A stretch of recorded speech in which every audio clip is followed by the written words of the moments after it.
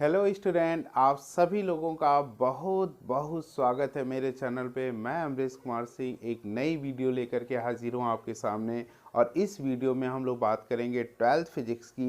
12th physics में हम इस समय most important question chapter wise की एक सीरीज लेकर के चल रहे हैं। और उस सीरीज के क्रम में आज जो हम चैप्टर लेकर के आए हैं डियर स्टूडेंट, वो बहुत ही इम्पॉर्टेंट चैप्टर है, रे ऑप्टिक्स एंड ऑप्टिकल इंस्ट्रूमेंट। तो डियर स्टूडेंट, चलिए देखते हैं कि इस चैप्टर के मोस्ट इंपॉर्टेंट क्वेश्चन क्या हैं और इस वीडियो को आगे बढ़। Most important question of chapter ray optics and optical instrument, ये इस चैप्टर के 5 मोस्ट इंपॉर्टेंट क्वेश्चन हैं। हम आपको सजेस्ट करना चाहेंगे डियर स्टूडेंट कि अगर आप कुछ भी नहीं पढ़े हैं तो कम से कम ये 5 क्वेश्चन आप जरूर पढ़ के जाइए। अगर आप सब कुछ पढ़े हैं तो इन 5 क्वेश्चन को आप जरूर एक बार रिवाइज करें। तो चलिए क्वेश्चन नंबर 1 देखते हैं। क्वेश्चन नंबर 1 3 पार्ट में आपका डिवाइड है। पहला पार्ट क्या कहता है, state the criteria for the phenomenon of total internal reflection of light to take place. इसमें कह रहा है स्टूडेंट, टोटल इंटरनल रिफ्लेक्शन की जो फिनोमिना है उसकी क्राइटेरिया को स्टेट करिए। अब दूसरा पार्ट देखते हैं।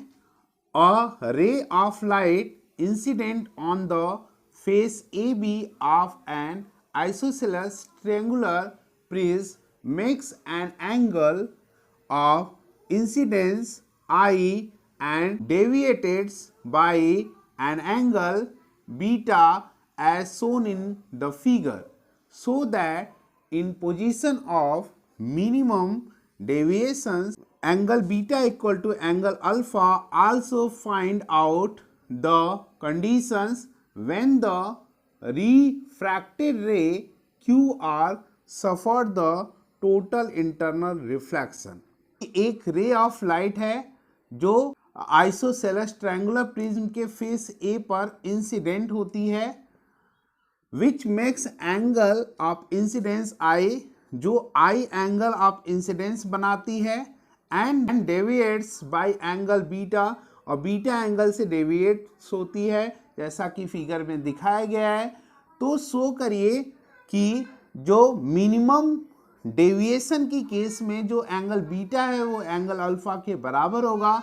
वो कंडीशन भी आप फाइंड आउट करिए जिस कंडीशन में क्यू आर जो है टोटल इंटरनल रिफ्लेक्शन को सफर करे, ये Q R total internal reflection show करे। तो अब चलिए क्वेश्चन नंबर 3 देखते हैं। Why does the sky appear blue, जो है स्काई ब्लू क्यों दिखता है, इसके पीछे क्या रीजन होता है, इस रीजन को बताना है। इस तरह से क्वेश्चन नंबर 1 कंप्लीट होता है। This is the first most important question of the chapter ray optics and optical instrument.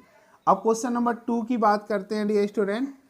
Draw a ray diagram showing the formation of image by a point object on the principal axis of a spherical convex surface separating two media of refracting indices mu1 and mu2.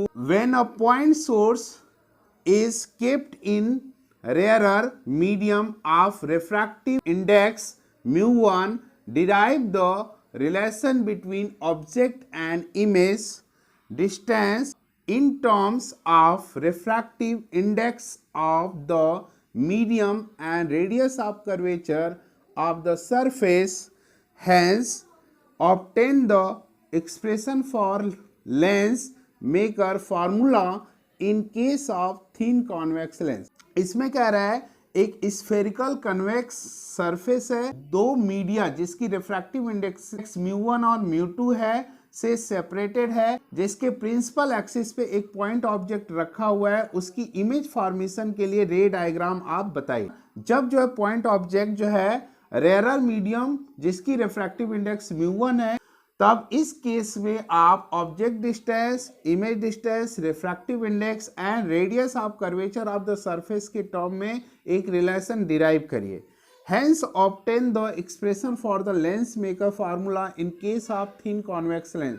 और तब जो है thin convex lens के case में lens maker formula को भी obtain करिए। तो this is the second most important question of the chapter ray optics and optical instrument. अब चलिए क्वेश्चन नंबर 3 की बात करते हैं dear student. A convex lens of focal length f1 is kept in contact with a concave lens of focal length f2. Find focal length of the combination. Two thin lenses of power plus 5D and minus 2.5D are in contact. Find equivalent f. इसमें कह रहा है कि दो lens हैं जिनकी focal length f1 और f2 है, एक दूसरे के कांटेक्ट में रखे हुए हैं। तो ऐसी कंडीशन में उस कॉम्बिनेशन की फोकल लेंथ आप फाइंड करिए। और यहाँ एक न्यूमेरिकल भी दिया हुआ है कि टू थिन लेंसेस हैं जिनकी power 0.5 dioptre and minus 2.5 dioptre है, कांटेक्ट में रखा गया है, तो उनके इक्विवेलेंट फोकल लेंथ फाइंड करिए। तो this is the third most important question of the chapter ray optics and optical instrument. अब क्वेश्चन नंबर 4 की बात करेंगे। Question number 4, draw a schematic diagram of a refracting telescope. Write two important advantages that the refracting telescope has over a refracting type. आप जो है refracting telescope का schematic diagram आप draw करिए। रिफ्रैक्टिंग टाइप टेलीस्कोप से refracting type telescope की to advantage क्या है उनको लिखिए।